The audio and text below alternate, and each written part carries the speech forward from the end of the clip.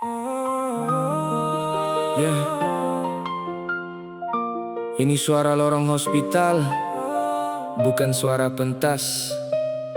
Yang sakit tak tunggu sidang.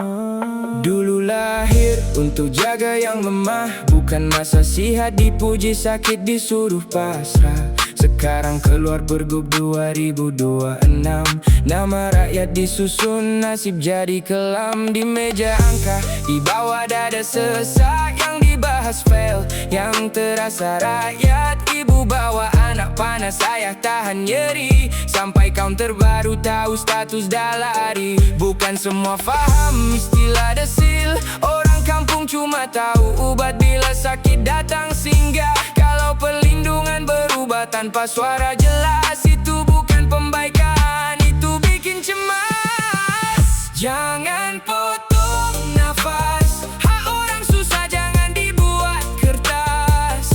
Dengar suara bawah, kalau sakit datang jangan tutup arah.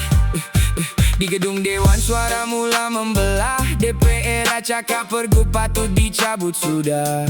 Kalau aturan lawan semangat kanun, kenapa rakyat pula yang jadi korban duluan? Mikrofon hidup, kamera menyala, pidato panjang, tepuk tangan ada, tapi di bangku klinik sunyi lebih keras. Orang tunggu rawat, bukan tunggu balas. Jangan pandang rakyat macam nomor belaka, di balik satu nama ada keluarga.